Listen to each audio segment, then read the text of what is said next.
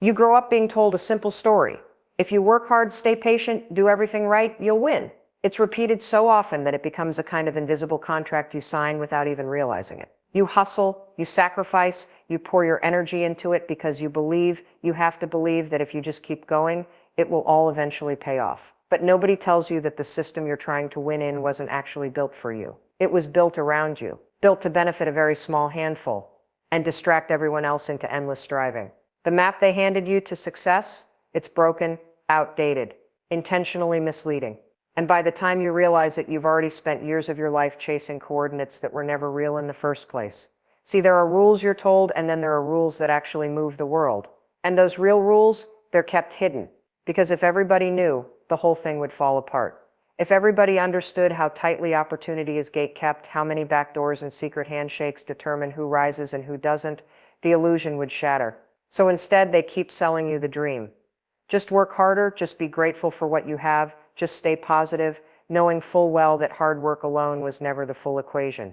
The harsh truth is that, for most people, failure is not personal, it's engineered. You were never given the full set of tools. You were never shown the entire path. And the worst part is, when you inevitably stumble, they don't blame the broken system. They blame you. They say you didn't want it badly enough, that you were lazy, that you lacked discipline. They make your struggle a reflection of your character instead of a symptom of their design. And you start to believe them. You start to think something is wrong with you. You internalize the shame. You work even harder, push even more, trying to force yourself into a system that was never built to carry you in the first place.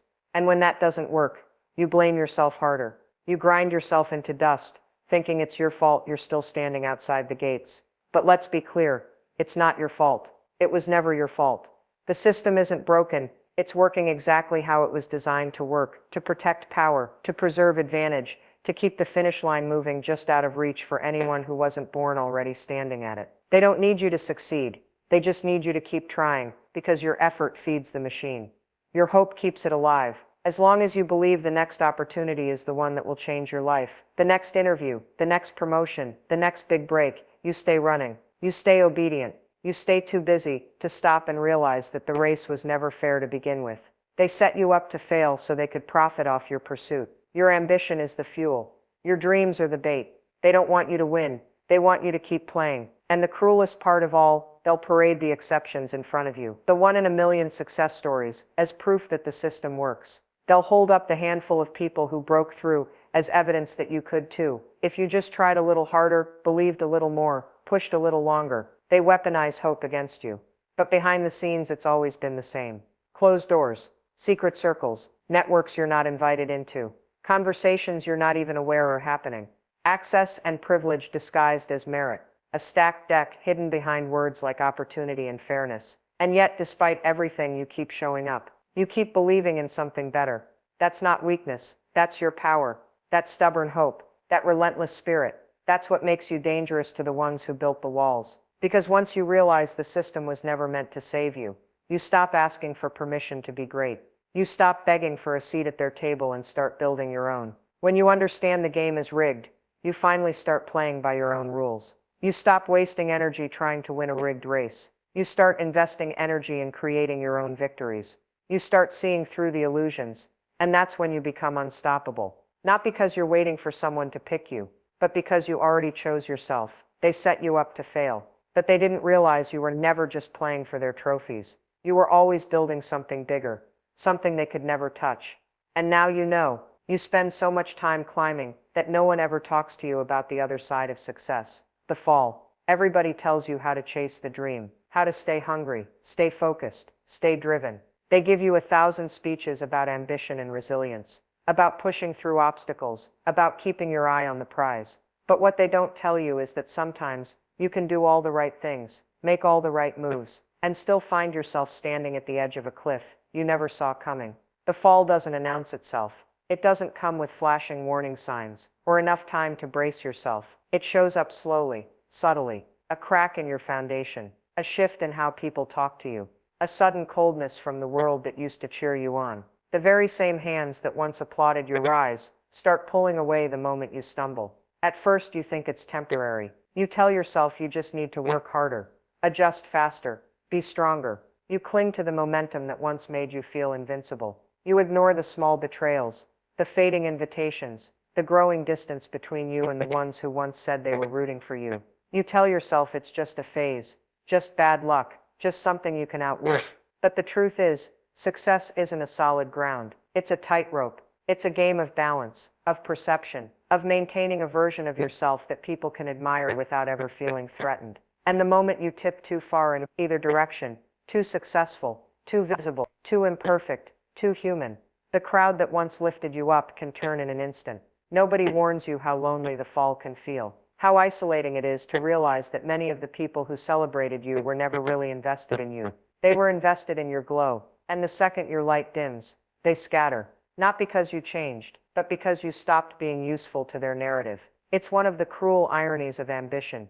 You fight so hard to break through, only to find that success can sometimes turn you into a target. The higher you climb, the easier it becomes for people to project their insecurities onto you, to root for your stumble, to quietly resent what they once pretended to admire. And when you do fall, when the opportunity slips through your fingers, when the plan unravels, when the doors you thought were open suddenly slam shut, there's no safety net waiting to catch you. You realize how fragile it all was, how much of your success depended on timing, politics, luck, and being the right person in the right moment. How many silent forces were working against you the entire time, smiling to your face while waiting for a crack to appear. And once it does, they don't offer you a hand. They don't offer you grace. They offer you judgment. They offer you silence. And in that silence, you're left to confront something nobody prepared you for. That failure after success feels different. It's heavier. It carries the weight of everything you lost, but also everything you thought you were finally safe from losing. It's not just the fall that hurts. It's the realization that you were never as protected as you believed. But here's the part they really don't want you to know. The fall isn't the end. It's not a death sentence. It's a transition. A brutal, painful, necessary transition. From the story you were given, the story they wanted you to live, to the story you were meant to write yourself. Because once you fall and survive it, something incredible happens. You stop fearing it. You stop clinging to systems that were never designed to honor you. You stop performing for a crowd that was always looking for a reason to turn on you. You stop chasing a version of success that only ever fed your ego, but starved your soul. You realize that the fall stripped away everything fake, everything fragile, everything borrowed, and what's left is real. What's left is you. The part of you that isn't tied to applause, or awards, or approval. The part of you that isn't negotiating your worth based on external validation. You stop living to stay on the tightrope. You start living on your own terms, with your own footing, no longer terrified of slipping because you know now you can fall and you can rise again. Stronger, smarter, freer. Nobody warned you about the fall because they were too busy selling you the illusion of safety. But in losing that illusion, you gain something far more powerful. The unshakable truth that you don't need anyone's permission to be whole. You don't need their spotlight to be seen. You don't need their validation to be real. The fall is not your ending. It's your beginning. At first it's confusing.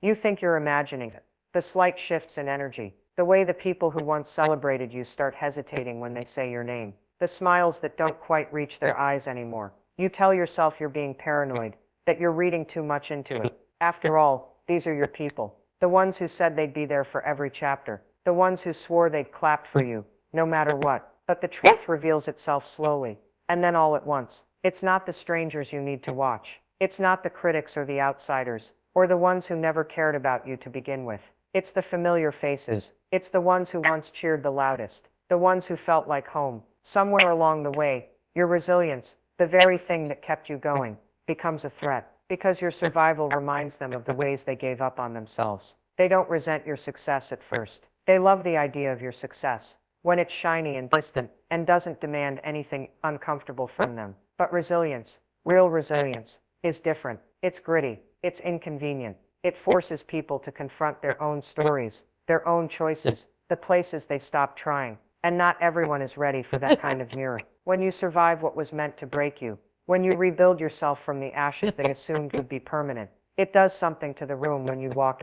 It changes the dynamics. You're no longer just a person chasing a dream. You're proof that some excuses are just that, excuses. You become living evidence that fear doesn't have to be the final answer. And not everyone is grateful for that reminder. Some people will start to distance themselves, and you'll wonder what you did wrong. You'll replay conversations, Apologize for things that were never your fault. Try to shrink yourself just a little to make them comfortable again. You'll try to dull your shine, make yourself more digestible, more familiar, less threatening. But the problem was never you shining too brightly. The problem was them choosing to live in the shadows. They loved you when you were relatable in your struggle, when your battles mirrored their own in a way that didn't challenge them too much. But once you broke through, once you chose not to stay broken, not to stay small, it disrupted the balance they had built inside themselves. It forced them to ask hard questions they weren't ready to answer. And here's the hard truth you'll have to accept. Some of those people you thought would be lifelong companions were really only there for the climb, not for the transformation. They were rooting for a version of you that stayed close to their comfort zone, not the version that outgrew it. You'll hear it in their jokes, the ones that land a little too hard. You'll feel it in their compliments, the ones wrapped in backhanded doubt. You'll see it in their absence, in the milestones you thought they'd celebrate with you, but instead meet with silence. And it will hurt, not because you need their validation, but because you believed in the bond. You believed in the promise. But sometimes your growth is the very thing that exposes the cracks that were always there. It's not about arrogance. It's not about thinking you're better. It's about refusing to apologize for surviving, for thriving, for refusing to stay wounded just because it made other people feel more comfortable. You're not here to make yourself smaller so that others can feel bigger. You're not here to slow yourself down so that others don't feel left behind. You're not here to dim your resilience just to protect someone else's fear. There's a kind of grief that comes with outgrowing relationships you thought were unconditional. A quiet morning for the shared drink, the late night talks, the belief that you were walking the same road forever. And it's okay to feel that grief. It's human. It's part of the cost of transformation. But don't let that grief trick you into shrinking back. Don't trade your resilience for acceptance. Don't let the weight of their discomfort pull you back into a version of yourself that was never meant to be your final form. The people who are meant to stay, the ones who truly love you, will not be intimidated by your growth. They will celebrate it. They will stretch with you, rise with you, heal alongside you. They won't see your resilience as a threat. They'll see it as an invitation, a reminder that they too can rise. And yes, you will lose some people along the way, but what you will gain is far greater. You will gain the kind of freedom that only comes when you realize that your worth was never tied to how comfortable you made other people feel. You will gain the kind of strength that cannot be taken away by silence, or absence, or resentment. You will gain yourself, unfiltered, unapologetic, and finally fully alive. And that will always be worth it. No one tells you how vulnerable success can make you. They show you the glossy versions, the highlight reels, the applause, the moments where it feels like the whole world is finally seeing you. They make it look like once you get there, wherever there is, the fight is over, that you've won, and now it's time to enjoy the spoils. But the truth is, success doesn't make you invincible. If anything, it strips you bare. It pulls you out of the safe, anonymous spaces where you could afford to stumble in peace. It places you under a spotlight that doesn't just illuminate your wins. It magnifies your flaws, your doubts, your fears. And unless you've built emotional armor along the way, the very thing you worked so hard for can leave you feeling more exposed than ever before. You're expected to keep moving, to keep performing, to keep proving yourself over and over, without ever showing that maybe, just maybe, you're exhausted, that maybe you don't have it all figured out, that maybe you're still carrying wounds that never fully healed, even as you're applauded for your strength. There's this silent contract that you're supposed to pretend that the noise doesn't get to you, that the criticism doesn't sting, that the betrayals don't leave scars. And because no one prepares you for that kind of battle, you're left fighting it alone. You'll be celebrated publicly and questioned privately. You'll have strangers who adore you for what you represent, but you'll also have people looking for any crack in your armor just to feel better about their own. You'll feel this invisible weight pressing down on you, the weight of everyone else's expectations, everyone else's narratives about who you're supposed to be, what you're supposed to say, how you're supposed to behave. It's a heavy thing carrying other people's projections while trying to stay true to yourself. The world will tell you that vulnerability is strength, but then punish you for showing it. You'll be called sensitive for reacting to cruelty, arrogant for defending yourself, selfish for setting boundaries. You'll learn, sometimes the hard way, that people aren't always rooting for your peace. Some are only rooting for your performance. And when the battles are silent, it's even harder. When the doubts creep in late at night, when you question if you're allowed to admit that success didn't solve everything, when you wonder if you're allowed to say, "I'm not okay," without losing the respect you fought so hard to earn, that's when emotional armor becomes not just a tool, but a necessity. But it's not the kind of armor that hardens you into someone cold or unreachable. It's not about becoming cynical or bitter.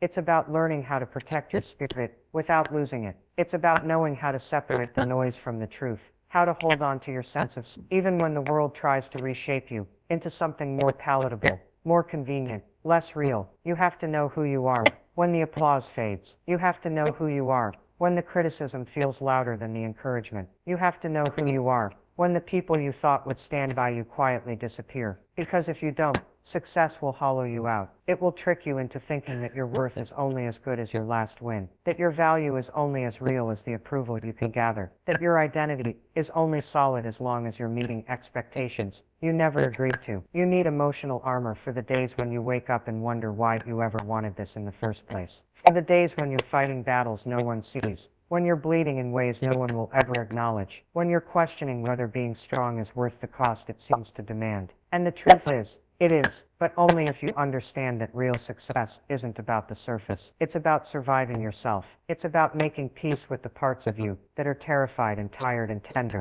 and still choosing to show up anyway. It's about refusing to abandon yourself just to meet expectations that were never built with your heart in mind. It's about learning how to stand in your truth, even when standing costs you approval, relationships, comfort. Because the real victory is not just in reaching the mountaintop, it's in keeping your soul intact when you get there. It's in still being able to recognize yourself after the applause dies down. It's in knowing that you didn't sell yourself out for the sake of fitting in. And that kind of success, the kind that's anchored in resilience, self-respect, and quiet, unshakable strength, can never be rigged, stolen, or diminished. That kind of success is yours to keep, and that will always be enough.